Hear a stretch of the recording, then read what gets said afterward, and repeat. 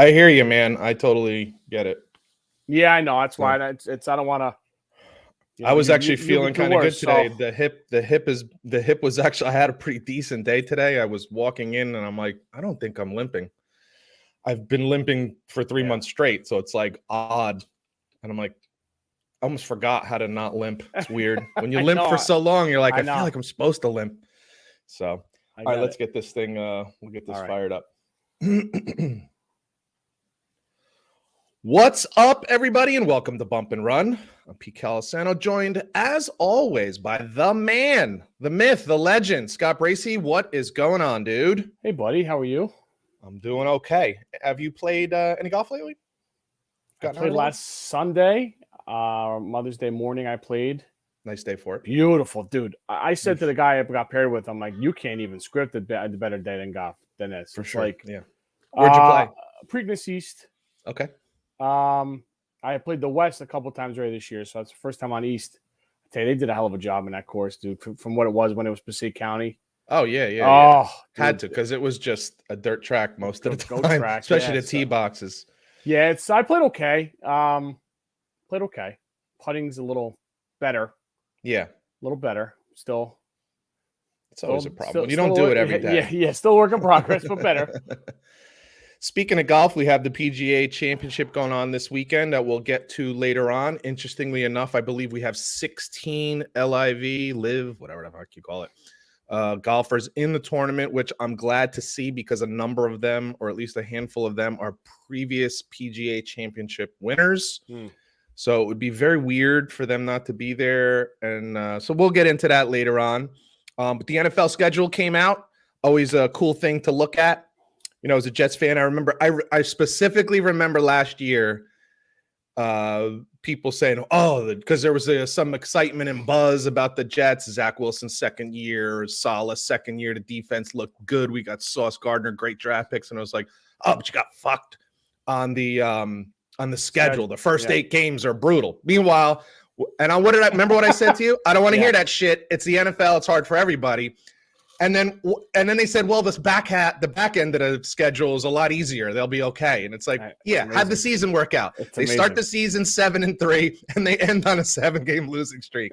So I don't want to hear these tough schedule bullshits. If you're a playoff team, you're a playoff team. If you're not, you're not. It's just if you're a playoff team, you beat teams. It's hard. They're all pros.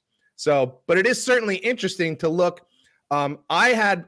I looked at the first 4 weeks and picked out some interesting games.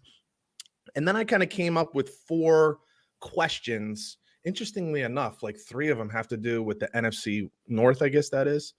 But 3 questions. Now, there's always questions like what's going to happen this year? Duh. Like, I don't even have any questions about the Jets. It's like, you got your quarterback, you got your players, go out and play. Like, there's no mystery. They're either going to do it or they're not. Right. But I have some things that I'm like, I really want to see. It's intriguing because of the way people talk sometimes. So that's what I'm talking about. I know you're looking more at like who's got prime time, things like that. Yeah. So why don't we get right into that? Yeah. First, for opener nighter, dude, Lions at Chiefs. What do you think about that? I mean, we love it because we're born again Lion fans now. I know exactly. But interestingly, I didn't have that on my week 1 games of interest because I almost feel like it's too heavy a burden already for Detroit. Like, I don't know that they're quite ready for that level. You know what I mean? It seems a bit much. Yeah. But that you lead me right into one of my first questions, and it's going to be tough now that you say that. Can Detroit get off to a fast start? Because last year there was some hope and they still got off to a typical kind of Lions start, which set them back. Now, they made a nice run at the end of the year, even beating Green Bay in Green Bay at the end of the year. But I'd like to see Detroit get off to a fast start, maybe a 5-2 start or something like that. If they get off to a 4-2, 5-2, 6-3 start, I think a lot more people will start to believe, like, kind of, I don't know how much we believe, but we're hoping. Yeah. People will start to believe that their hope has something behind it, maybe. That's a good way. That's a good way of putting it, I think. Yeah, so that'll be an interesting game for sure. I know one of the other interesting games of week 1 for me, of course, is Buffalo and the Jets. It is a hell of a way to start off For Aaron Rodgers specifically, not so much the Jets as a team, but Aaron Rodgers specifically because it's his first live action as a Jet, really like in games, not preseason games.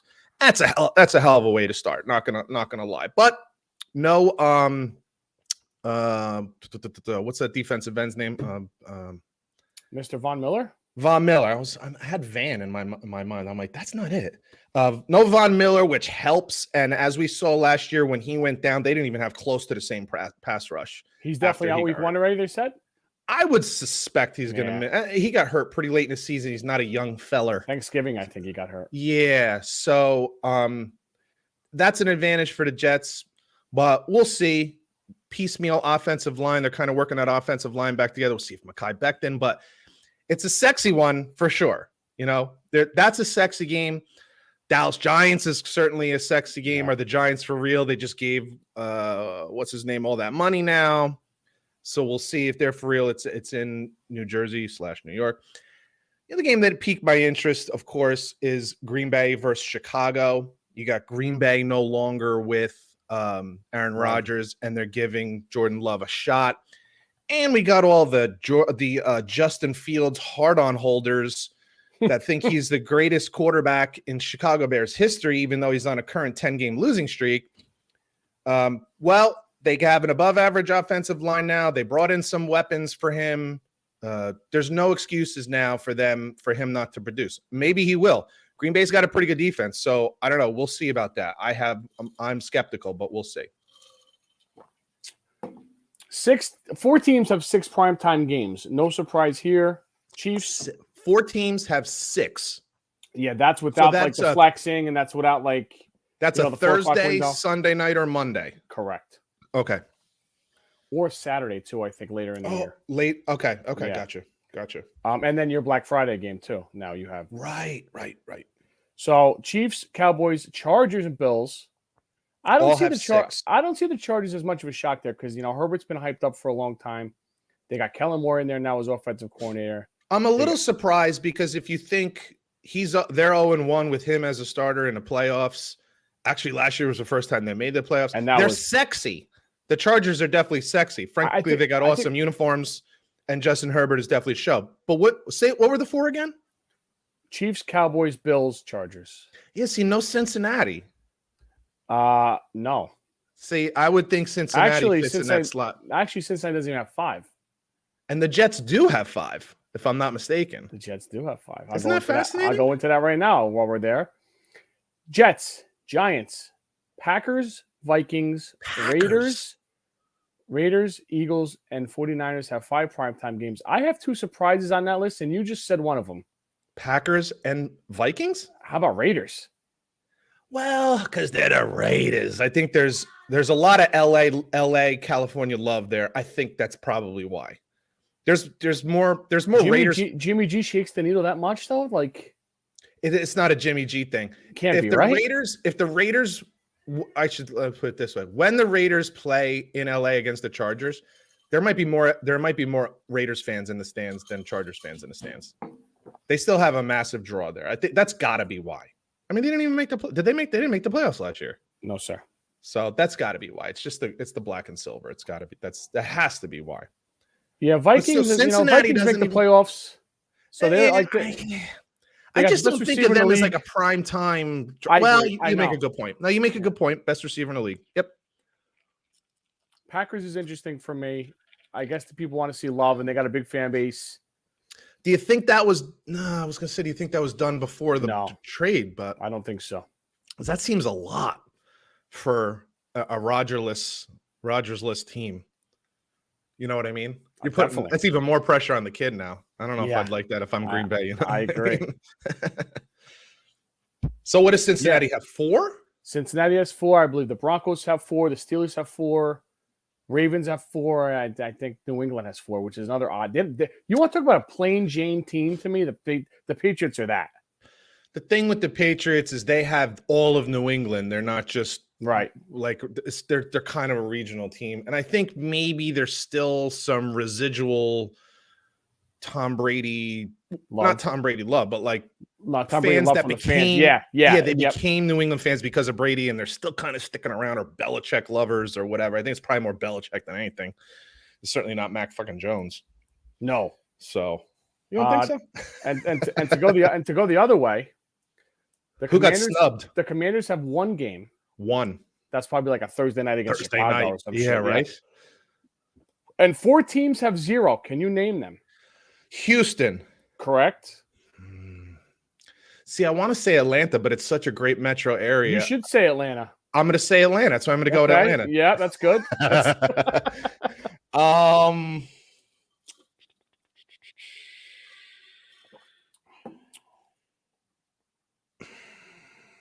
can't go there. I can't. Carolina? No, sir. They're not on that list. No, sir. But you're warm.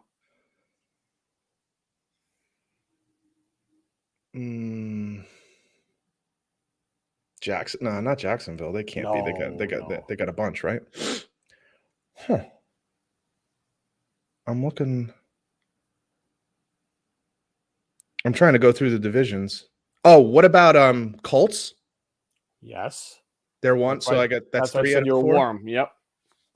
Rookie quarterback because you in Carolina, so it wouldn't be New Orleans. You got one more, brother. What about?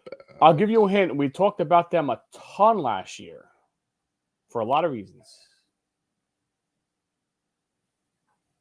Not necessarily.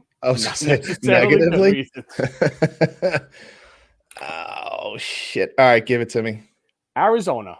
I was gonna say that, but I'm thinking, well, Kyler's gonna be back at some point. I didn't think they snubbed them totally, huh? Mm-hmm. No shit. I didn't have the balls to pull the trigger on that one. I didn't want to be wrong, pussy. Interesting. No love there for them. Okay, all right. That happens. What are you gonna do? Now they have the Eagles defensive coordinator as coach. Correct. Gannon. Yes, which you know how I feel. Yeah, I don't know, man. Defensive coaches right now, it's just such an offensive league. You know, it's kind of my one issue with the Jets. Although I do feel like, and this is what I think has happened in Buffalo, at least while Daboll was there.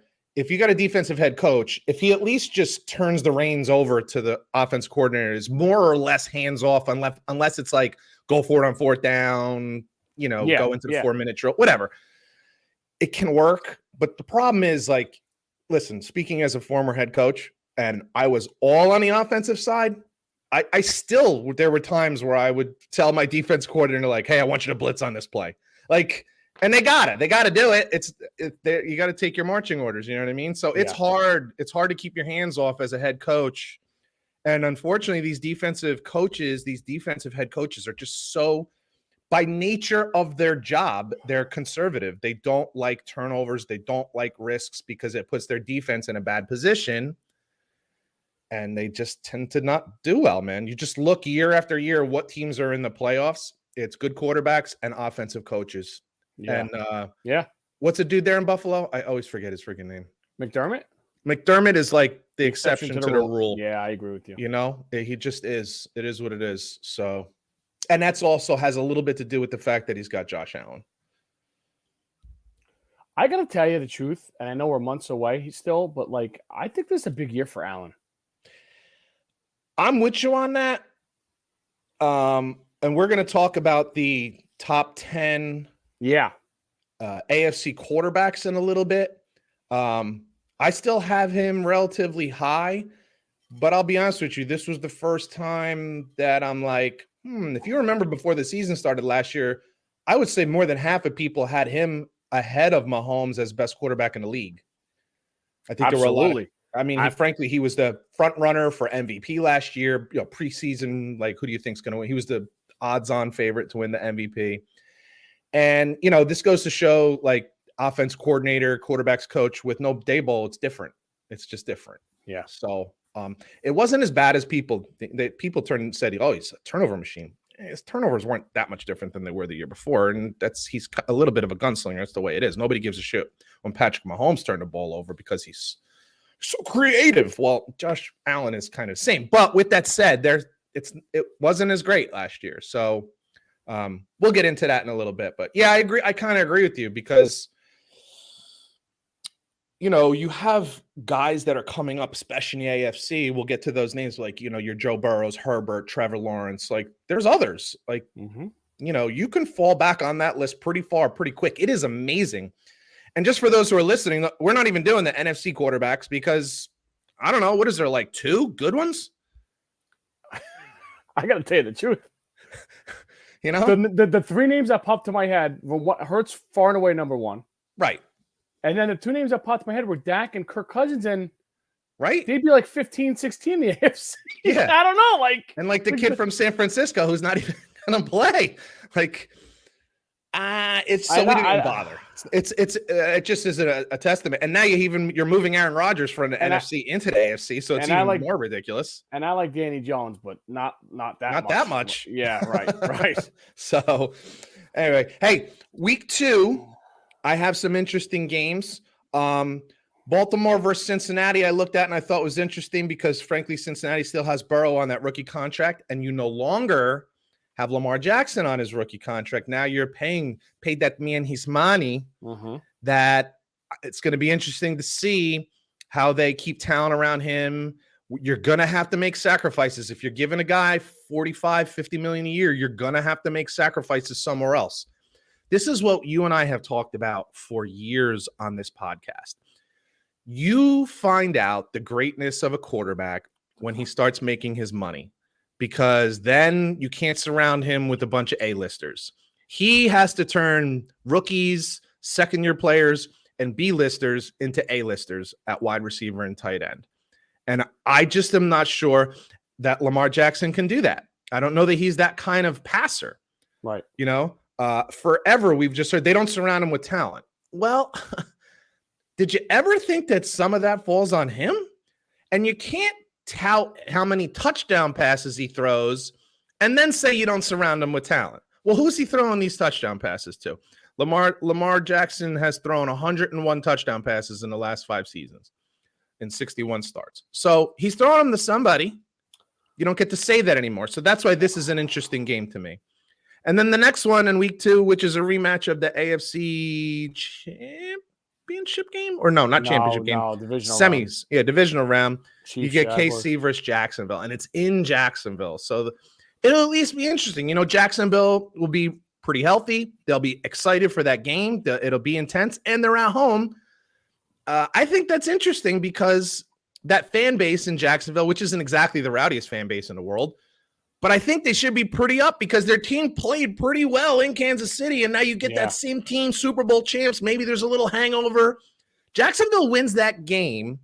That's the kind of game that can really change the culture of a team.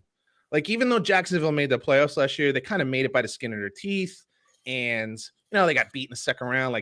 They beat a Chargers team who was whatever. They haven't shown us much. Who blew a 3-touchdown lead? Blew the lead, right? But man, if you welcome in the Super Bowl champs to your place and you beat them, that's a motivational boost. Forget about it, seriously. So those are 2 games week 2 that I'm looking at. How about Jets Cowboys? Sorry, I'm so thirsty. He takes a big slug as he's talking about the Jets. Oh! Listen, it's a good game. But there's no specific intrigue about it. I don't just it's a good game. It's a nice game on the schedule. I think it's a good radar game. See where you're at on the road. Yeah, for sure. But I just don't look at it as there's no intriguing matchup. There's no rivalry. There's no Aaron Rodgers hates. I don't know. Maybe you could say McCarthy or something like that. But it's a good game. I'm just looking at some games that are there's a little spice in there. Browns Steelers Monday night. That's got some juice. It always does. Yeah. But I don't know that either of those teams is even really a playoff team yet. So maybe that's interesting. That might be more interesting second game of the season to see where they're both at. You know what I mean? But week 3, dude. Go ahead. Week 3. Week 3, I have 2 specific ones that off the top of my top of my head here. Denver versus Miami, I think is an important game. Listen, you could say what you want, but when Tua is healthy, he puts up serious numbers, and you got Waddle and that other fucker that are fast as shit. Tyreek Hill. Yeah, like Excuse me. the other thing to me, I wanted to maybe pick one of the week 1, week 2 games with Denver, but I wanted to give Sean Payton a couple weeks. You know, there's an old saying in coaching that you make your biggest improvements between week 1 and week 2, because in week 1 you finally, for the first time, are truly seeing who you are, and now you can start to make some adjustments. So I gave him a couple weeks. This is now a big game against a pretty good team, a playoff team. And if Tua is healthy, when he's healthy, he didn't lose a start last year. You know, the game that he started and finished, he didn't lose last year. Put up some serious numbers. So you got to go on the road at Miami, a playoff team. It's your third game. Let's see what Russell Wilson has left in a tank. It was what we saw last year an aberration, or can Sean Payton kind of revive him? That's why that game I'm looking at. I like Giants-Niners. Where's that game? In San Fran, week 3. Yeah. Thursday I think it's night. a really tough. I think it's a really tough spot. I tell you what, the Thursday night schedule definitely looks better this year than it did last year. I think Amazon may have had like a little sit down. I think so, because I think Al Michaels said something like, "Dude, you can't give me fucking Houston, Tennessee." Come on, like it's ridiculous. You can't do primetime games like that. Like you're not selling the sport that way. Then why bother? Yeah, I think it's a really tough spot for the Giants, but it should be interesting because as we sit here right now talking, we don't even really know who the 49ers quarterback is. You know, will what's his face make it back, or will it be Trey Lance? Yeah, will Purdy make it back, or will it be Trey Lance? I don't know. We don't know. We may not know until like the week before, to be honest with you, right? So yeah, it's gonna be for first week of the season. We may not know. Yeah, it's gonna be a late minute decision, I think. The other game for me in week 3 was Chargers and Minnesota. Yeah. Yep. It's a road game for the Chargers. You and I have our feelings about Staley. We just don't trust them, don't like them. A big deal was made that the Cowboys OC has come in and like, oh, he's just gonna, who am I talking about? Kellen Moore. Kellen Moore has come in. Oh, you're gonna make all the difference in the world. Not when your head coach is making the big decisions. So I don't know. And then the other side of it is, Minnesota was 11-0 in like one score games last year. Yeah. Can they continue that? I can't imagine. So, but now it's a second year with the offensive head coach. Like you said, Jefferson there. It should be interesting. I think drafted Jordan Addison, but Dalvin Cook might be gone, and they got to make a decision on that. So, week 4. Obviously, there's Miami versus Buffalo. It's at Buffalo. I think Miami catches a little bit of a break here because it's still pretty early in the season. So I don't think snowy weather is going to be the issue. Although if you remember last year, they had a blizzard in Buffalo. Like, was that in October, I think? So it was pretty early. But I think they'll get away. They won't have that. So, all this Tua talk about how, like I just was saying about when he starts and finishes a game, they win. Well, let's see it against Buffalo. You know what I mean? And to your point earlier, Josh Allen has to be the man. Like, you have to step back up and be the man. Now, you and I have also talked about they need to he can't be their number one running option. No. So they got to do something about that. And hopefully they did. So that I think is an interesting game. Washington-Philly to me is an interesting game. Mm-hmm. Look, Washington has a very good defense. Listen, I have like a weird prediction that I'm making. I don't know what I'm thinking here, but I think there's a chance that Philadelphia starts the season like 4-0, and then I can see them going like 4, and I think I can see them being a sub 500 team. I really do. Again, you're paying your quarterback now. They had to let go of some players. Sanders, the running back, is gone. They had to let go of some guys because defense. Listen, you're a Super Bowl team. They're free agents. Teams want Super Bowl players, and you can't pay them all. So, and it's hard. They're gonna have to start like 6 rookies this year. And I don't care how good your veterans are. If you're starting 6 rookies, they're not all gonna fucking produce. So I got a weird feeling that Philly might take a step back. And you and I like them more than you. The kid that they're gonna start at quarterback for Washington out of North Carolina. Sam Howell. I like him. Well, let me put it this way. I liked him coming out of college because I don't know if I like him right now because I haven't seen him play enough, but I like them coming out of college because I think this happens a lot with guys who have really good junior seasons. Those guys who were around him go pro, and he's left with chitlins. And then he's playing his senior year. This happened to Josh Allen, too. He had a huge junior year. A couple of his guys graduated, and some went to the pros, and he's left with nothing. So I think that happened to Sam Howell, and I'm interested to see what they do. I think they surrounded him with some weapons. They got a damn good offensive line, can run the ball.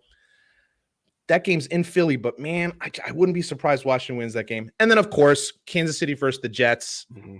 It's in MetLife. Are you a real Super Bowl contender? You could talk. I can have Mike Greenberg all winter long and all spring long and all summer long chirp and chirp on ESPN that the Jets they're a Super Bowl contender. You're home against the Super Bowl champs. Show me you're a Super Bowl contender. Like, to me, now that's week 4 now. That's not week 1. Like you talked about Detroit week 1 versus Kansas City. It's a tough spot. You know what I mean?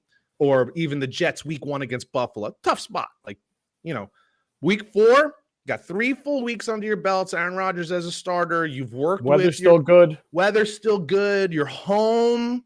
That place is going to be rocking, trying to beat. And you got a top 5 defense. Show me you're an actual Super Bowl contender. Does that mean they have to win the game? They don't have to win the game, but you better be in it the whole time. You better have a chance to win at the end of the game.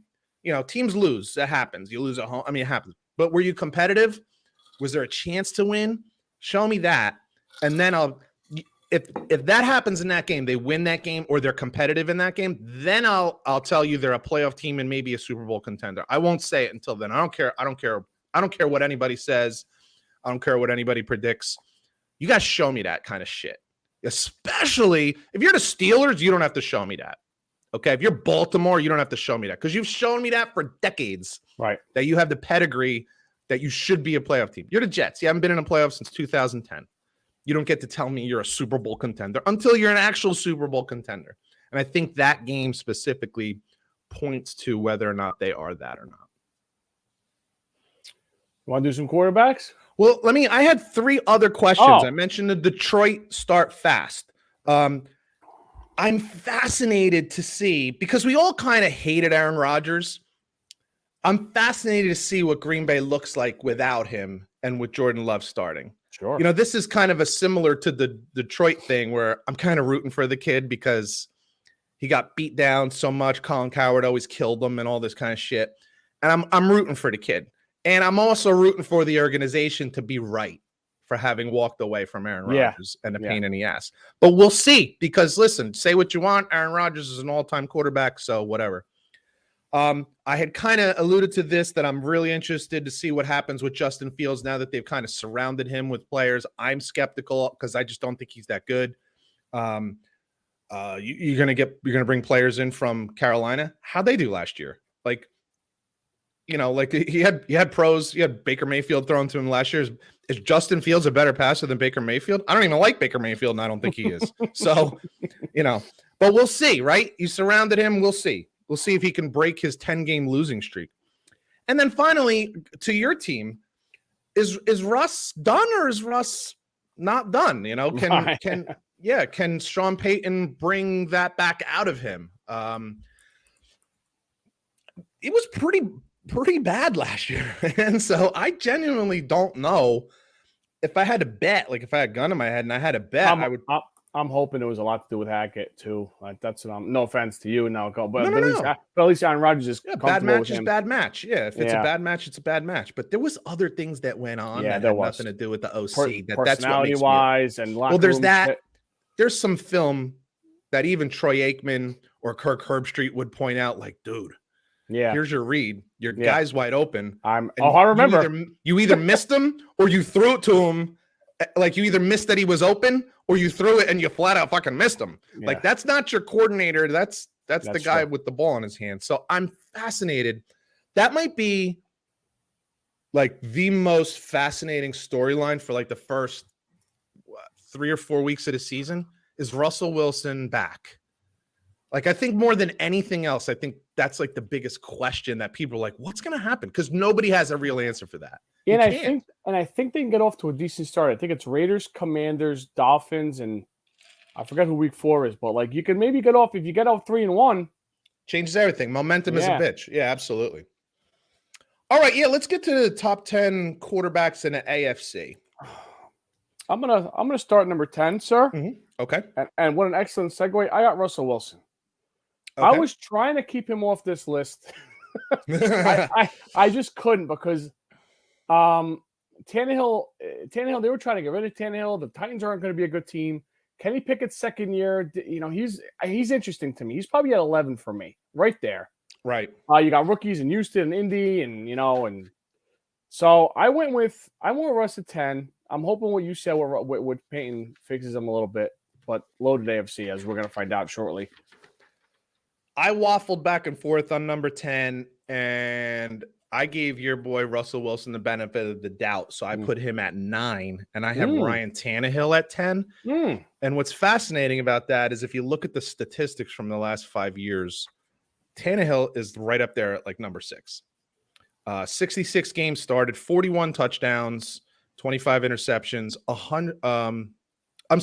41 and 25 record, 106 touchdowns, 42 interceptions, basically 100 quarterback rating, which is right up there with Joe Burrow, above Josh Allen, right up there at Russell Wilson, 2-3 in a playoff season, even, which is not horrible. If you remember, just everybody has to remember when you look at playoff records, unless you win the Super Bowl, the last game you play is a loss. Mm-hmm. So you're going to rack up losses. So he's got multiple playoffs wins, which is more than we can say for Lamar Jackson, more than you can say for Russell Wilson in the last 5 years.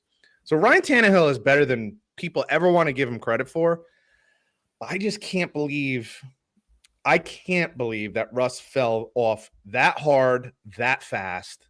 So, but what's interesting, I had me having him at 9, 3 years ago, if we had a discussion about all the quarterbacks in the NFL, he probably would have been in the top 5.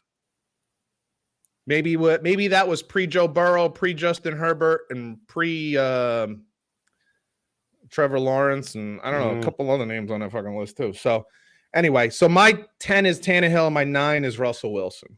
Who's your number 9? I got Lamar Jackson at number 9. I know it's a little too high, maybe. I don't like the way the end of the last 2 years went. I don't like the way the offseason went. I don't like the way he handled the contract. When there's smoke, there's fire. Teammates were very, very annoyed with him sitting out at the end of the year. They thought he could have went. He's not going to do anything but get older, and those legs are going to keep getting hit. And he's not a great passer, so I got him. I don't care what anybody says. I don't care what anybody says. He's not a great passer. Yeah, so I got him. And the less he can run, and the more he has to pass, I think the worse his passing will actually get. Yeah. Because then the threat of running goes away. Correct. And you don't have to mirror him and all that kind of stuff.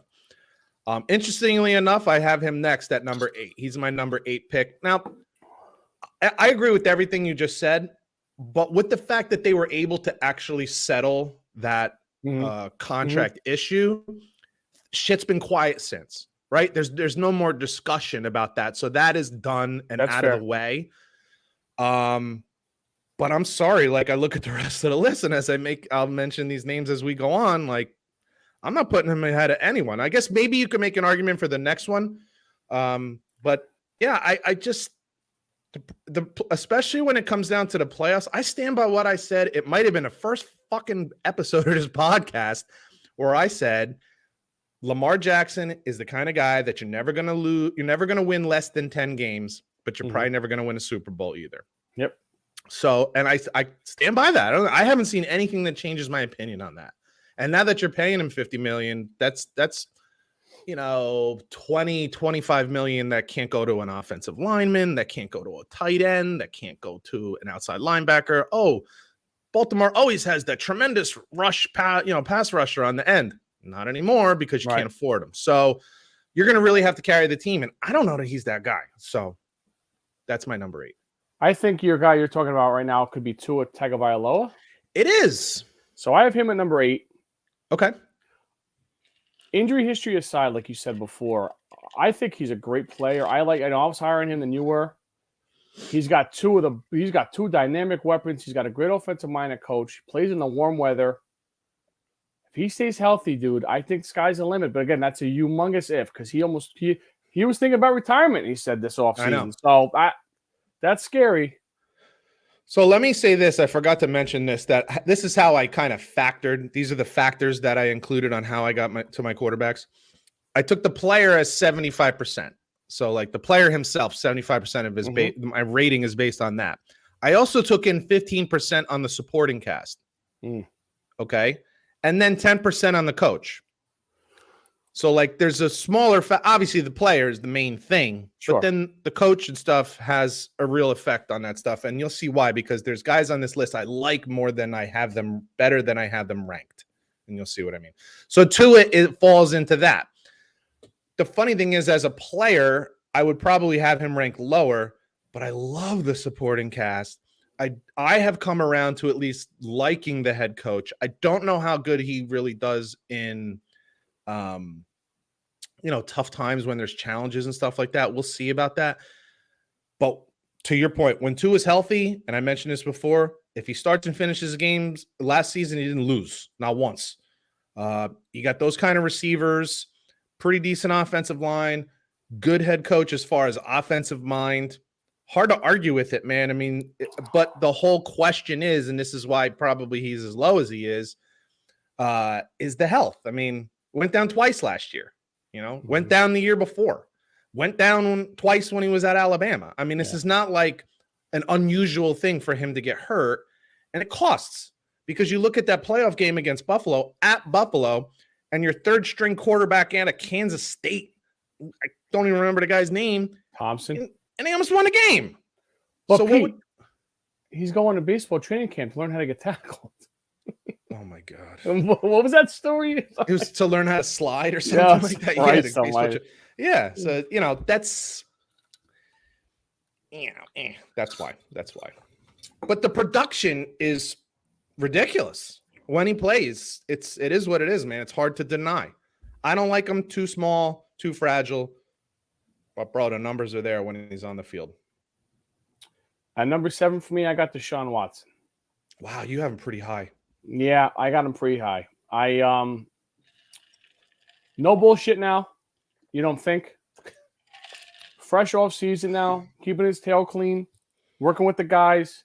Hope he's keeping his dick clean. That's the bigger question. Whoa, wow. That was the problem. Well, I think that was the problem to begin with. It was too clean. Can you clean this up for me? Oh shit.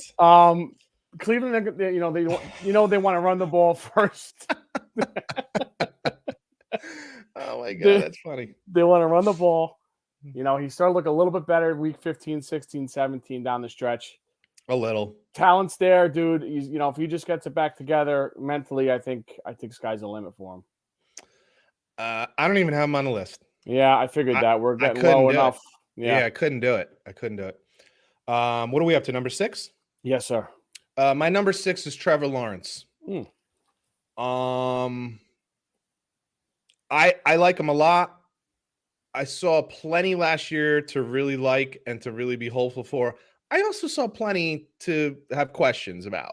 So he was a little streaky for me, but I can chalk most of that up to being in the second year and only his first year with Peterson. With Peterson there. I would expect some of that stuff to get cleaned up this year, but I got to see it before I go any higher. And the guys that are ahead of him, I mean, he'd have to be fucking amazing to get ahead of them. So we'll see. But I got him at number 6. I do like him.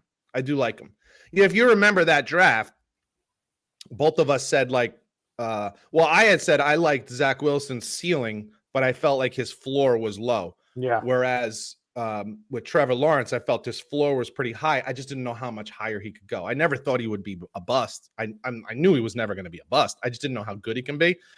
He showed he can be pretty damn good. But how good, I still am not sure. Yeah, I'm still not sure. But listen, 6th in this group is pretty goddamn good. Excuse me, no, I'm very thirsty. 6 for me, I got Justin Herbert at 6. And you're gonna go, you're gonna go, I'm gonna tell you why. Justin, I think you're using the same factors as me. Like, I don't think you're basing that solely on the player. No, Justin, it's time now. You've been hyped out for 2-3 years. You got the smoothest delivery in the league. You stand back, you're tall, you're statue, you see over, you got a cannon. All right, enough. Let's go. You blew a lead against Trevor Lawrence last year in the playoffs.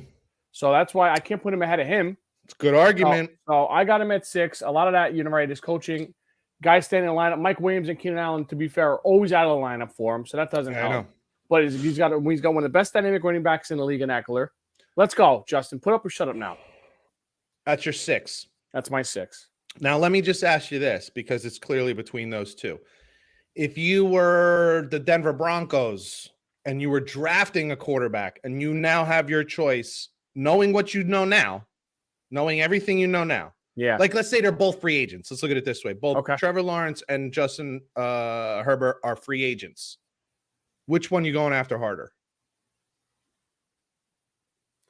That's a good question. Probably Justin Herbert, though, right? I don't know, dude. I got to tell you, there's something that's missing there, I think. I don't know that what's missing is him. That's the thing. That's why me and you were both saying last year, fire Staley and hire Sean Payton. Like, they should have done it quicker. You fucked up. And that would be great if that comes back to bite him, especially with him being in the same division. Yeah. That'd be great for me. So that leads into my number 5 is Justin Herbert. Dude, you're getting into guys that, like, you can pretty much, like, I don't know if flip a coin is fair, but nobody's complaining about any of these next 5 guys. Like, if he was your guy, you're not complaining about any of these guys. I love Justin Herbert. I was not so high on him coming out of college. I watched him in the Rose Bowl. He threw for 93 yards. He ran for 150, but he threw for like 90 something yards. It was not a great game. But god damn, from the time he learned he was starting his first game 5 minutes before kickoff to today, he has never disappointed. To me, it's all coaching staff that has disappointed him. So, but who was the guy, Tyrod Taylor, that was supposed to got stabbed or something? Yeah, he got a cortisone shot that punctured his lung like freaking 15 minutes before the game, and they're like, Justin, you're starting. He's like, all right, goes and throws for like 275 yards and 3 touchdowns. First game out of box, barely got any practice. Like, boom, says a lot, right? Yeah. But to your point, bro, you can't keep giving me the bad coaching thing, because great quarterbacks can even overcome bad coaches. Oh my God. The kid who was a quarterback for the Colts who retired too early. Andrew Luck overcame bad coaching all the fucking time, man. That team won 11 games every year, and their coaching staff sucked until Frank Reich got there. So good coach, good quarterbacks overcome bad coaches or mediocre coaches. I don't know that Staley's bad, but he's definitely mediocre, and I would have fired him last year, but I digress. I like Justin Herbert a lot, and you'd be hard-pressed to find a better talent at the quarterback position than him. Yeah, 5 for me is Trevor Lawrence. Like I just said, he beat him in a playoff game last year. It's fair. That's totally fair. Big upside, a little younger, I think, maybe by a year or two. I just love the fact that, like, he had a great college career. He's a winner, high school, college. Like you said, we didn't know a lot about Justin Herbert at Oregon. No. Barely anything. So I like him going forward. Like, there's Doug Peterson, great coach, where it's a great fit. He's got the better advantage here than I think. God, it makes such a big difference what coach you have, man. Sure, think about it. When you get, and he's a perfect example. Year 1, you got Urban Meyer. Year 2, you get Peterson, and what a difference, right? What a difference. So that's huge. My number 4 is Aaron Rodgers. Listen, it is what it is. And again, I'll put this 75% player, 15% supporting cast, and 10% coach.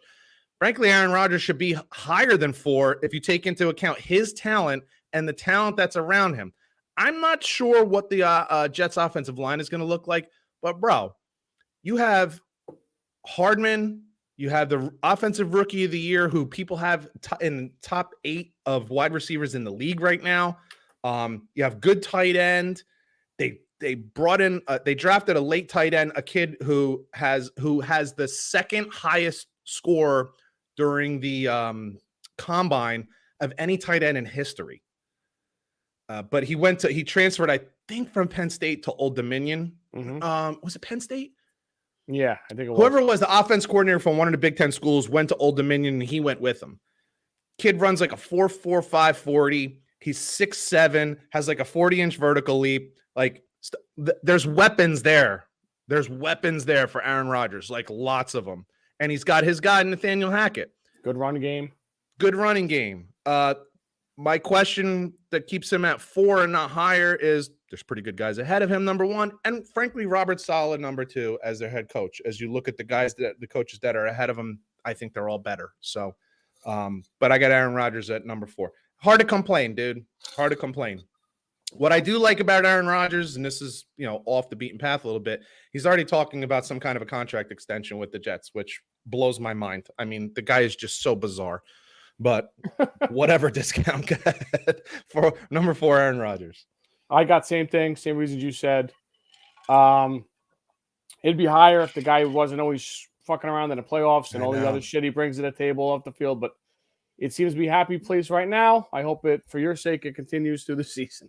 This whole thing that's been going on since he was traded reminds me so much of when Roger Clemens became a Yankee. Like, you talk about a guy that, like, just, certainly for Clemens, there wasn't a New York Yankee fan that liked Roger Clemens, right? Like, you fucking hated the guy.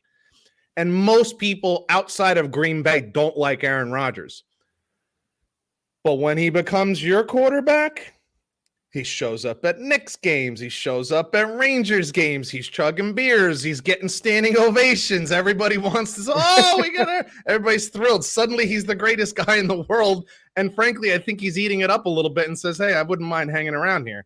Wait until he loses a couple games and that New York media and Mike Francesa or Mad Dog start ripping on him or something. He's going to want out of here in a minute. Yep. I'm thinking of retiring again. So, but yeah. The talent is there. I don't care what anybody says. The arm strength is still there. The mobility is still there. It's very bright, is what it is. Number 3 for me, Josh Allen. I actually think this is a bit of a fall from grace. Like I said earlier, he was odds-on favorite to win MVP last year. Got off to a pretty good start, but had some stumbles. A few games with with a bunch of turnovers, and obviously Pat Mahomes wins the Super Bowl. Joe Burrow beats Buffalo, almost beats Kansas City. So, it's not like there's slouches ahead of him. But a year ago, he was number 1 on this list. So I agree with you. If he doesn't show out like big time, he could fall even further, because think of the names that are behind him. Aaron Rodgers in same division, Justin Herbert, Trevor Lawrence, and Tua, all in the same division. Like, not all in the same division, but Tua and Aaron Rodgers in the same division, Trevor Lawrence and Justin Herbert right there. Like, he could fall to number 7, like, so quick. I know. And a year ago, he was the MVP, favorite. So Josh Allen at number 3 for me. Same. I wish they got him a better running back, though. Because that's the one thing we talked about, too. Like, I don't know, man. I hope he doesn't fall into this. I don't know if it's a running back issue or an offensive line issue. Whatever it is, you needed to solve it. I don't know that they did. I agree. Especially when you consider those, like, December, January games when it's cold as fuck. Like, this is the Giants, Green Bay, Chicago. Like, this is what you do. You have to set yourself up to be ready to play effectively. Frankly, even Kansas City. Strong offensive line, ability to run the ball late in games, to hold on to the ball. Like, New England did this for years. They would throw the ball 50 times, but then they wouldn't throw it for the last 7 minutes of the game unless it was a screen pass. Like, cold weather, you got to be able to run the ball, and it can't just be your quarterback, man. It's bizarre. Number 2 for me is Joe Burrow. Joe Cool. I love him. He's the closest thing to Joe Montana that I've seen come along since Joe Montana. I just love the confidence that this kid shows, but it borders on cockiness, but it's not arrogant. He just believes in himself and believes in his teammates. That's what makes him not arrogant. It's not all about him. Frankly, that's what separates him from Aaron Rodgers. He doesn't look at his teammates with disdain. He knows he needs them to succeed and lifts them up as much as he tries to bolster himself.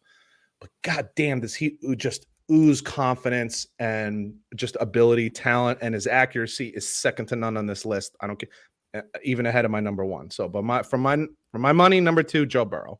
Same thing here. Joe Burrow too. He's in that window now where he's got weapons all over the place. That's going to change, and he gets paid all the money they're talking about, over $40 million a year, maybe closer to 50. They wanted to maybe work somehow with T. Higgins. I don't know if that's going to happen or not, but him and Chase and Boyd. I think they just got another tight end they traded for or signed in the offseason too. So I'm gonna throw this out there. Go ahead, pal. Don't be too surprised. Now, I'm not saying he's going to play for $15 million, but don't be too surprised if Joe Burrow takes a little bit of a discount compared to even the Josh Allens and the Patrick Mahomes. I don't know what that means. I don't know if that's 37, 38 million. I just got a feeling he's going to want to keep his guys around, and it's all about winning for him. I wouldn't be surprised if it's less than 40 million, or if it averages 40 million over the next, say, 8 years. But for the first 5 or 6 years, it's less than 40 million, just so you can keep a lot of the guys that are here. I just think he's so much about winning. And to be totally honest, for all those that are saying, "Oh, you don't mess with a man's money," yeah, because he's going to know the difference between making 40 million and making 34. I mean, bro, seriously, come on, he's not going to notice a difference. It's not like it's an hourly wage. These are game checks, folks. He's going to be just fine with his $6 million per paycheck per game check. So, but I just got a feeling that he might take a little bit of a discount. I'm not saying a lot, but a little bit of a discount to help keep those guys around. Obviously, number one, Patrick Mahomes. I've been saying this, pretty much since he's been a starter. My favorite quarterback in the league. I would take him over anybody. I would trade for him. Anybody. I would have traded Tom Brady for him. I just think he's phenomenal. I think he's a winner. He's got all the same things that Joe Burrow has, but just a little more of each one of them, other than maybe like the confidence and the cool. He's a little bit better athlete. He's got a little bit better, stronger arm. He's a little more mobile. He's a little bigger and thicker, so he can take a little bit more of a beating. And frankly, he's got 2 Super Bowl rings under his belt. So, and never, as a starter, has never gone any less than the AFC Championship game. What else do you need to know? What else do you need to know? Pretty much said it. I hate the guy that he's in my division, but I love him. I love him as a guy too. I like him as a player. Obviously, hard not to like him. I mean, it's easy not to like him as far as like he's a competitor, but like, yeah, hard not to like him. Good dude. Yeah, good teammate. From everything you hear, he loves Andy Reid, gives respect, gives class, gives credit. The real deal. Just a matter of how many Super Bowls he's going to get. At this absolutely. Point, so. All right, so I have one question for you before we move on. Mm-hmm. Made a pretty good list. Ours were similar. We had a player off here or there. Yeah. You had Deshaun Watson in there, which was bananas. But you had Tannehill in there, which is also bananas. You've been drinking. Where would Jalen Hurts fit in on this list? On your list? Probably ahead of Aaron Rodgers. You would have him that high, like 3? 4. Or put him at 4 and move? Yeah, probably. Wow. Yeah. No way. No. You got him probably 7. I had Patrick. Put it this way. If he didn't miss those 2 games at the end of the year, he wins MVP. He was in the Super Bowl. Probably. Lawrence wasn't. Herbert hasn't been. Watson hasn't been. Yeah, but those are team things as well. I'm just looking as like if I have to pick a quarterback, if I'm taking a quarterback. I like him, dude. I'm a big fan. I like him too. Listen, we've talked about it so many times. We root for him hard. But I'd rather have Trevor Lawrence. I'd rather have Justin Herbert. I'd rather have Aaron Rodgers, Josh Allen, Joe Burrow, and Pat Mahomes. I'm interested to see what he looks like now without the OC. But I think the head coach has a lot to do with that too, though. I think he has something to do with it. You make a really good point about that OC because there were some real changes that went on from him last year to this past season. And we're also going to see what he does with Richardson in Indianapolis too. I don't have faith in that one. I'd be impressed. I would be totally impressed. Very cool. I like that. And we're not even going to bother with the NFC. It's like a 2-man list and then a bunch of backups. Jesus Christ. What do we got next? NBA. Oh my goodness. Is LeBron James going to win another fucking championship? I don't think so, but I'm not going to bet against them, but I'm not going to bet against them. I don't think so. Lakers, Nuggets, Western Conference Finals, Heat, Celtics, Eastern Conference Finals. Lakers knock off Warriors. Is the Warriors time to break that team up yet or not yet? I got to be honest with you. I think the bigger problem is Klay Thompson. Yeah. I think he just, after that injury, just not the same. He doesn't have that Draymond is Draymond. Listen, what really hurt them was that punch in the preseason. It divided the team. If I were them, I would probably trade Poole, the kid who got punched. Yeah. Because I just think there's like a divided locker room. I don't think that can work. I just don't. It's so hard. It's so hard to win championships. When there's any kind of fractures, it's not going to happen, dude. It's not going to happen. They're a better team than the Lakers, but there's just issues. And if you got issues, you have to kill those issues. They have to be exercised, man. They cannot exist. And I think Draymond is probably too important for that team, even though I don't particularly like him. And Jordan Poole is not. So I would move him and see what you can get for him. But I wouldn't go as far. I would even consider moving Klay Thompson. So I don't know if that's breaking them up, but I never thought that I don't ever thought that Klay Thompson was the most important thing. I thought it was always Steph, Draymond were the cogs that made that thing go. And so we'll see. But yeah, but when Klay was young and healthy, he was something too. Dude. Absolutely. But we haven't seen any of that since the injury. 3-4 years, yeah. It's surprising to see. Like, even the shooting, he's not quite the shooter he even was, which you would think that would still be there. So that's a little bizarre. A bigger surprise to you, the dominance of the Denver Nuggets or Jimmy Butler? So Jimmy Butler's been doing this now a while. He's a fucking gamer, dude. He's a star. He's a great player. Fits in with Miami and Spoelstra. I feel like this year it's even more. Yeah, I do too, but I feel like the Nuggets have always let us down. Yes. And so I think this year it looks like they're really starting to gel. I mean, they're a long way to go still. I'm not going to crown anybody yet. But Jokic, dude, how do you not give that guy the MVP again? What the fuck are we doing? You want to give it to him 3 times in a row? Watch him play. He's the best goddamn guy in the. It's pretty obvious, yeah. Dude, let's go. And if he's home again. How stupid does Big Perk on ESPN? Yeah. How stupid does he look for making the white comment about people and voting for because he's white? Yeah.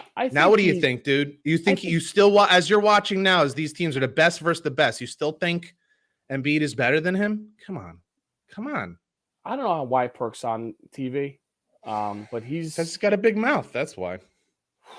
Yeah, I mean, Jokic is incredible. Everything's got to be a racial issue. Meanwhile, Jokic just goes out there, just kills it. I heard people making a big deal that the Lakers, they were getting smoked in the first half and they made some adjustments and made a comeback. Yeah, I heard that too. Yeah, well, it's hard when you're up by 18 to keep putting the pressure, beating the brakes out of somebody. So they gave up the lead. I mean, and you just assume that the game continues from the fourth quarter to the next game tonight. Right. It doesn't work like that. Both teams make adjustments. Denver will make adjustments. They got a good coach and they got really good players. So, and interestingly with Denver is that they have some really nice role players that they don't all show up each night, but usually there's one of them that shows out every game on top of Murray and Jokic. So yeah, for my money, Denver's been the most impressive, most dominant team in the playoffs so far. I thought they coasted to that win. Yeah, they let it get too close late, but when they needed to, they put it right back on and ended up winning by 6 or 8, whatever it ended up being. So I think they win that series. They play tonight as we're recording this. It's Thursday night. They play tonight. So we'll see what happens. But I suspect that they'll win that game. They're favored by 5 tonight. I like Denver tonight because of all the people saying, oh, the Lakers are going to win game 2. Okay. Coaches fire is all over the place here. Dude, I'm not a fan. I listen, if you're picking first in the draft every year, I get it. But these guys have been champions, and this is what I'm saying. Nick Nurse. It wasn't Nick Nurse, the Toronto coach. Nick Nurse. 2 years ago, they won a championship. Our buddy Boonheimer, whatever. Yes, 3 years ago. They couldn't wait to fire this guy. I just don't get it. They couldn't wait to fire him. I don't get. They wanted to fire him the year they won the championship. It was Jay Will on ESPN saying they should fire this guy, and then they go win a championship, and then you go fire him 2 years later. Are you serious? Listen, I know Doc's a little overrated at this point, but even him, I think they're just trying to make Harden happy. I don't know what the fuck that means either, but why? Harden sucked. That's what dude. The guy never shows up in a big game. Why are you making him happy? He either scored 45 or 15. You can't have that kind of a wild swing, man. Crazy. Yeah, I just listen, you sign up for this. These guys know what they're getting into, but it seems to me like it's bad decision making because then you got to look like who you hiring. You know, JJ Redick. Well, that's it. That's what I hear. Toronto's interested in JJ Redick, who I will get into in a minute about the Ja Morant thing. Like, are you serious? This is your guy? Good luck with that. You think JJ Redick is better than Nick Nurse? Dude, there are teams that fired their coaches that are jerking off right now because Nick Nurse got fired. Are you kidding me? And you're going to go hire JJ Redick? But here's another example of why the NBA with coaches is weird. Van Gundy, Mark Jackson, Lawrence Frank, these guys were good coaches. They never got another shot. But the whole Mark Jackson thing bugs the shit out of me because he does not get enough credit. That team was built by him. Steve Kerr came in and pulled a Jackson with the Bulls. Like the team was already built, and then you just took what was already built and won a championship with them. But that team was built by Mark Jackson, and that kind of pisses me off. I know he's a little bit of a quirky dude in his personal life and stuff like that, but nothing illegal or dirty. And a guy built a winning championship team. You know, he's the modern day Buck Showalter when it comes to like NBA. Buck Showalter, how many times he coaches he manages the Yankees, he leaves, next year they win the championship. He manages Arizona Diamondbacks, he leaves, they win the championship. Like every team he leaves, he builds the team and then they fire him and then they go win the championship. Well, this is the same thing you know, in the NBA. It's like Mark Jackson built that team. So I did hear he was getting like some looks, but I think it's a mistake not to hire him. He really did a great job there, man. But I just think it's hard too. Like modern day players, they have a hard time with Mark Jackson because he's a little old school, you know. Meanwhile, it's the old school guys like Popovich, you know, the Belichicks, those guys, those are the ones who win. So fuck off. Like it doesn't make any sense, but whatever. I got one more for you before we get to Ja. As a Knicks fan, I'm proud of them. You know, at least we got a little buzz back. Their team's very good. They got some depth now. I think they need another guy. I don't know where that's going to come from. There's talk like Giannis wants out or Jokic or Doncic wants out, but then you got to give away your depth. And those guys are like, I just know one thing. I don't want Randall on this team. He's like a black hole of basketball. He's very tough. Can you move him for some pieces? I don't know. I heard the Wizards might like him. I heard someone else kind of likes him. Get Bradley Beal. That'd be pretty sweet. You know, that kind of fit perfect. But then I don't know if Obi Toppin's in a 35-minute guy either. So, like, listen, Brunson was a huge... Brunson and Hart coming in. But Hart's a guy off the bench. He can't start. No. But Brunson was a huge signing for them. The fact that Dallas let him get away for nothing... Yeah, I gotta think that's just incompetence because you just didn't know what you had. Like you really didn't know what you had because Luka was so ball dominant. Maybe that's why. But maybe I mean Brunson is really great, really nice player, really nice player. Yeah, and listen, it's nice to be one like the Knicks are on a laughing stock now. Finally, so got going for us. So. Buzz in the garden for sure. Yeah, for sure. And Phoenix got knocked out. We talked about that with Denver moving on. Fascinating thing there. Monty Williams got fired too. Another guy. Jesus Christ. It's crazy to me. And what are they going to do with the whole KD thing? It's a weird time in the NBA. And meanwhile, I look at the ratings and who was it? Maybe it was like the Score or something said, "Oh, the NBA is doing great. They had a 5.5 rating in their game with the Lakers and Warriors." 5.5, bro. That's your premier matchup in the league, the Lakers and Warriors, and you got a 5.5. XFL games on a Thursday night get a 5.5 share. Like that's 5.5 million people out of 330 million are watching the best game you have to offer, and you're gonna crow that's good. It's shit. Like Chris, not a lot of people watching. Chris Paul's days are over, right? You would think. They're probably not over, but or does he do like a Kyle Lowry, and come off the bench? I don't know if he's capable mentally of doing that. I'm sure he'll play, but I think his window for championship has closed now. I agree. I think it's closed. All right, go ahead with Ja Morant. I mean, I have mixed feelings about this. the league is disappointed, right? The league was pissed that he was flashing a gun last time. They suspended him. Adam Silver came out with this time. If you don't know, he was on Instagram. John Morant was on Instagram again, flashing a gun, I believe in his car. Wasn't he in his car? Yeah. And Adam Silver came out and said he was really disappointed. He was like, basically like, dude, did we not go through this already? Have we not gone through this? 3 weeks ago. Not like 2 you got years a ago. suspension. It cost your team a lot of morale. You probably lost against the Lakers because of it, because you were a busted up team. So it's just bizarre behavior to me. It's like Stephen A. Smith used to say with these guys before they stopped testing for weed, like, stay off the weed. Like, this is what you do for a living. Just stay off the weed so you don't get suspended. He used to say all the time, right? Dude, just what are you doing? Like, why are you working so hard to be something you're not, and something at this point in your life as a professional athlete you don't have to be? Gangsters are gangsters because that's the best they can do, okay? That's the life that gives them the most, because they can't get it any other way. You are a multi-million-dollar professional athlete. You were never a gangster your whole life. Why are you playing fake gangster? Who are you trying to impress? It's just so bizarre. So I don't fucking get it. It's just weird. It's just weird. It's like some kind of like OCD infatuation.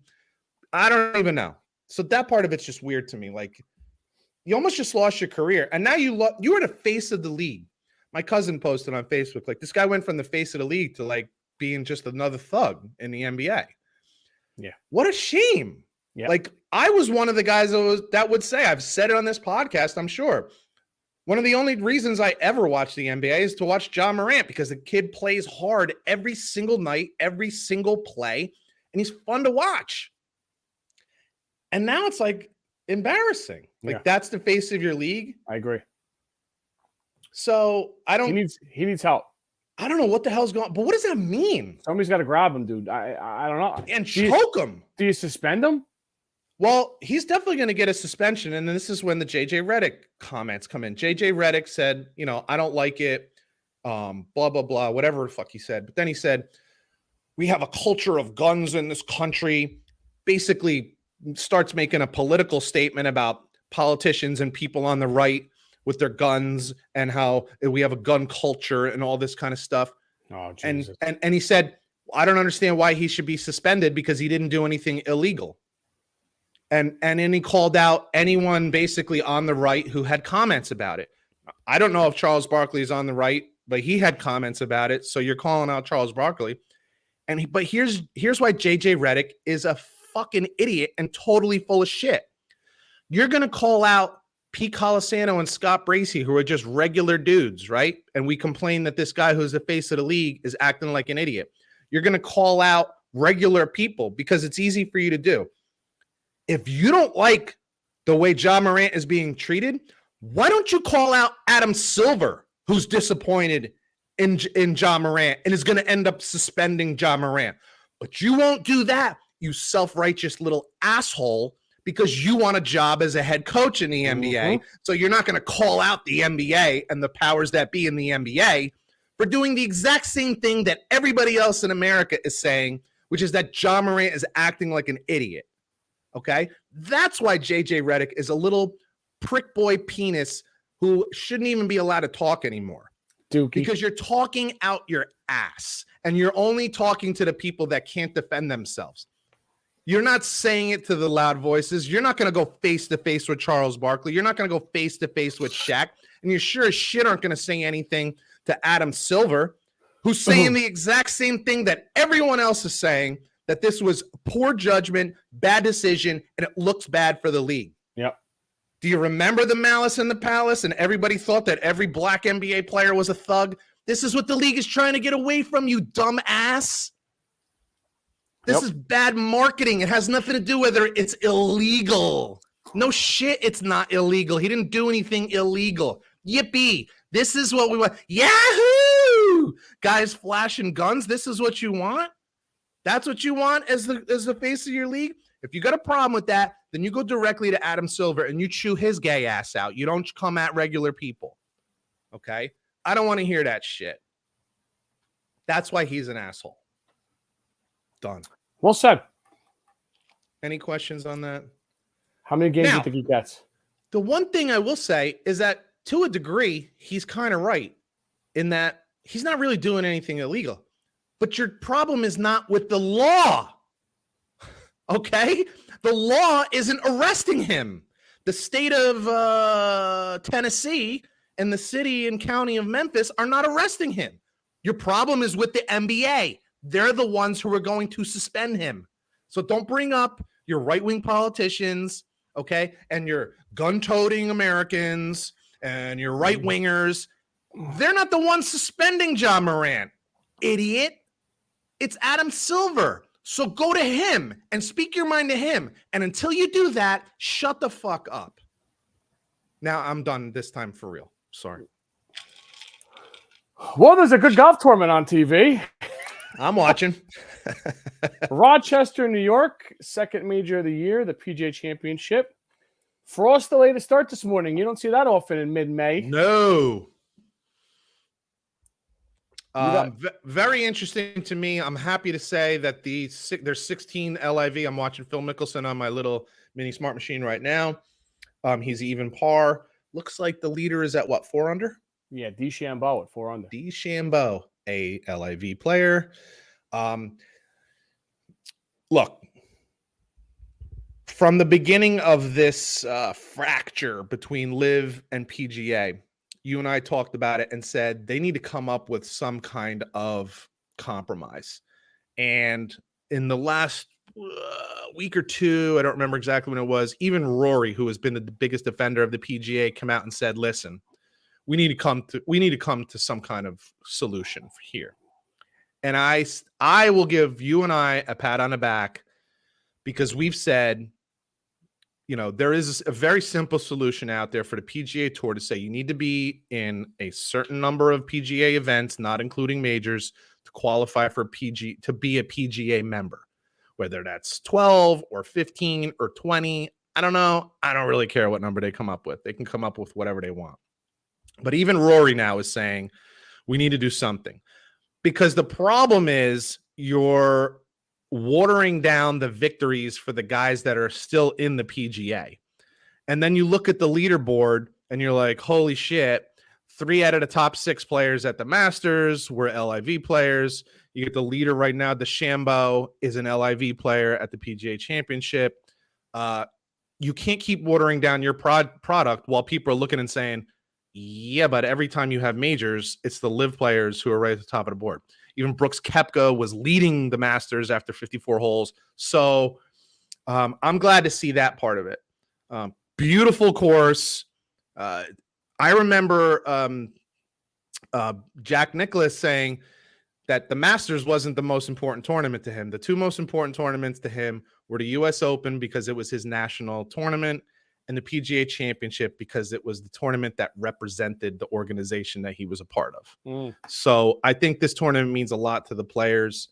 And, it's, you know, again, beautiful course and looks like the rough is nice and thick. Jesus. So we'll see some hacking going on, which is always a blast. I have 3 sleepers for you. I mean, it's a little late now, but at the beginning of the tournament, Seamus Power, Irish fellow, plus 10,000.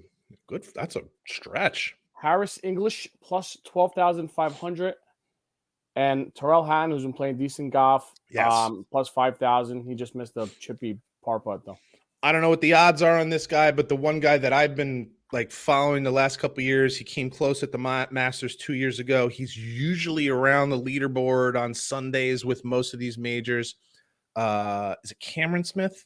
Yeah, Cam Smith. Blonde dude with the mullet. Live guy, yep. Yeah. I think he's a really good big time player, like big time tournament player. So I would suspect that he's going to be on that leaderboard come Sunday. It'll be interesting. Where's Oak Hill again? Rochester, New York. New York, right? Yeah, it'll be interesting to see what happens tomorrow. The weather, at least down by me, doesn't look great. I don't know if it's going to extend all the way up to New York. We'll see. We'll see if they have to squeeze extra play in on Sunday, which is always fun. Yeah. The New York Yankees update. It's been a while. They are out of last place, not by much, Yeah. but they have a winning record. So it's I was gonna say they're above 500. Yeah, at least not like they're really dying. They took 2 out of 3 in Toronto. Game 4 tonight. It's been a wacky series so far, dude. I don't know if you're following. Ton of drama. Yeah. Aaron Judge with his eyes, and Vermont with the sticky stuff. Fingers. The coaches. He was eating some Popeyes chicken before with the sweet and sour sauce. It's hard to get that off your hands, man. I'm telling you. By the way, I'm totally off the topic here. I had my first Popeyes chicken sandwich last week. Yeah. Like, there was the big craze. You got to have it. I never did it. I'm like, everybody's doing it. I'm not doing it. Well, I did it. Oh my God. It really is like the greatest chicken sandwich I've ever had in my life. Holy shit. And I had the spicy version, not the virgin, the spicy virgin. Spicy virgin, Jesus. I didn't have a spicy virgin. I had the spicy version of the chicken sandwich. Phenomenal. If you haven't had one out there, we don't get any money from Popeyes, but we should. I would gladly sell Popeyes chicken sandwiches. The bullpen at this point is going to be shot by July. But they've had no choice. The starters, they have 3 guys out now. We're gonna have another guy suspended. They need guys back from injuries, dude.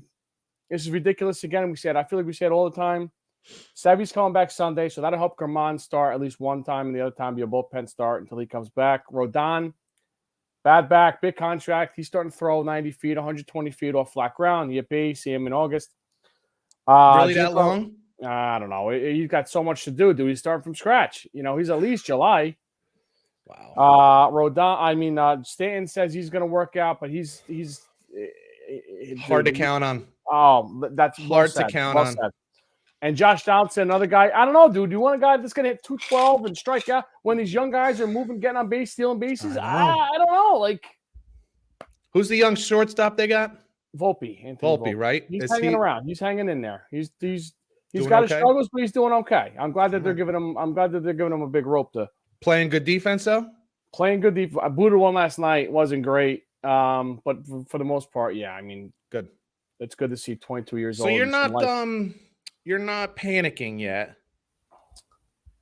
Well, I think I'm not kissing the division goodbye on May 18th by any means, but the Rays are going away and hiding. How does Tampa keep doing it every year? You know why? Everybody wants to play fucking home run ball, and they're the team that doesn't, and they keep what guys, look around. I mean, we've been saying this for a couple years now. It's ridiculous. So produce runs, manufacture runs. It doesn't have to be all homers. Yeah, so they're becoming very unlikable too. One guy stops at third base and does this, and he hits a home run. Like, dude, he's gonna get pegged at some point. Yeah, good. Yeah. So I'm not. I think they get some guys back, and it seems like they always get healthy enough to sneak into the playoffs just to make it. But then they never really make any noise because they're just not built for it. Right. They're built for a regular season because they're built on analytics. And those are not the teams that win championships. I'll update you again in a couple weeks. All right. I was expecting some ire, and you're still calm. Yeah, it's early. Early. Yeah, look calm. Okay. Oh, I want an update from you. I asked you, how many games have you gone to? Because you do the Friday night package, right? Yeah, I've gone to 3. Okay. Has the shot clock, pitch clock, whatever the fuck, has that? You think that's what's doing it? Dude, it's the one game. It was a Monday night. Me and Mac were at the game. I forgot who they're playing. Okay, the Guardians. They're playing the Guardians. Germán's pitching. It's probably my fault or our fault. It was 8:45 in the 8th inning. 7 o'clock start? Yeah. Damn. Germán was throwing a fucking gem, and then Boone takes him out, and they blew the game. So we ended up being later. We got out of there. That was Game 7 of Rangers Devils too. So we went pissed off from there to a bar and got pissed off again. So, but I'm like, dude, it's 7:45. Germán's got 80 fucking pitches. Something. So you're liking it. You're liking the fast. The next game. The next game, I went Mr. Stavali, and it was like a normal game. It was like probably got out of there like 9:55 or whatever like that. But it's moving though, dude. It's okay. What's the penalty if you were to go over? A ball. Okay. Yeah. It's an automatic ball. All right, good. Well, yeah. I guess it's working out. I guess it was a good decision. I think there's adjustments that could be made, maybe a little longer or something, or like, and then maybe take away that like 3-batter and the bullpen thing like that because they're trying to speed that along too. You can make a little adjustments here, but They're trying at least. I think they're on the right track with that, though. I give them credit for trying because the sport was kind of getting very. I love it, but it was getting a little stale. Yeah. Listen, by nature, it's a slow-paced sport, and there's 182 games, so it's like, of course, 162 games. What am I saying? 162 games. But hey, if it's helping, then it's helping. Then it's good for the sport. Got some trivia? I got 2 questions for you. Oh, here we go. PGA Championship related. Oh shit, I'm screwed. What is the name of the trophy? Wanamaker Trophy? Yo, right out of the bat. Yes. Options. Yes. All right. Who holds the lowest 72-hole score for the PGA Championship? David Toms, Brooks Koepka, Jason Day. Who holds the lowest 70? What? The lowest 72-hole score combined for the PGA Championship. What were my choices? David Toms, Brooks Koepka, Jason Day. I'm going to go with Jason Day. Oh, you almost went 2 for 2. Shit. Brooks Koepka. Koepka, son of a bitch. Wasn't Jason Day like minus 21 when he won the PGA? I don't know. I should have the number, but I don't have the number. You suck. Thought I had that one. Oh, man, you were so close. How do you have Deshaun Watson in your top 10, dude? What are you right Kenny on your top 10? He's throwing to you and fucking Eddie. What are you basing that on? History. Not your brain. I've been drinking. What's going on with the teams, the baseball teams? Give a quick update here. We've gotten rained out of our last 2 games. Our next game is Saturday, which will probably get rained out. But I'm a stickler for like fundamentals. I do not remember. Yes. So we work on our fundamentals very hard. So that's when I get pissed during games. Like when a ball's hit. So like we work really hard on like cutoffs. Not only like that the shortstop goes out to left when the ball's hit out to left and the second baseman covers, but we work hard. These kids are 12 years old. I have the second baseman who's covering second yelling to the shortstop, like right, left, hold. Mm-hmm. Like I want them perfectly lined up. Well, one game, ball's hit out to left, and the freaking third baseman runs out there to do the cutoff. And I don't want to say his name, but so I'll call him Santos. I'm like, Santos, what are you doing, dude? Like, when did we ever work? I mean, we drill every practice. We drill cutoff drill. But dude, you're leaving your bag. Like what? Like, what are you thinking? Like, what are you doing? So the last 2 games, our cutoffs have been perfect. I got guys backing up, like outfielders backing up throws. So like if a catcher tries to throw a guy out at second, I got my second baseman backing up, and I got the center fielder backing up. They're talking about backing up, the left fielder backing up throws to third on if we're trying to get a guy out at third. They're not throwing the ball all over the place. We worked yesterday on what to do in a rundown, like holding the ball high and pump faking and all that. Like they really got. That's the thing to me, especially at this level. It's when you start like, it's not like who hits the best, or it's sometimes it gets really wild and the kids just start throwing the ball all over the place. And the next thing you know, a single becomes a home run. Yeah. You know what I'm saying? So I work really hard to avoid that kind of stuff. Like, hey, guys are going to get hits. Get it in, get it to the pitcher. Let's get back to work. Like hold them at as small a base as we possibly can. And the last 2 games, we've done that. We've won both games. So we're 3-2-1 right now. We were 1-2-1, and now we're 3-2-1. So we're playing pretty good. And to be honest with you, first couple games, man, the hitting was thin, like really thin. So the last 2 games, the bats have woken up a little bit. Weather's a little warmer, so the bats wake up, and we'll see. We're in second place. The first place team has a couple really good pitchers, so it's going to be tough. But I think we might be able to take them. Good, awesome. So we'll see. It's going so far so good though. Excellent. All right, good stuff. Another one in the books. What is that? 104. 104. Yeah, buddy. For Scott Bracey, I'm Pete Colasano. You've been listening to Bump and Run, and we'll catch you guys next week. Later. Boom. I hit the right button. Oh, yeah. All right, cool. I will have this out tonight. I got no sports tonight, so I'll have this out here tonight. Excellent. Sounds good, dude. All right, man. Talk to you later. All right, bye. Bye.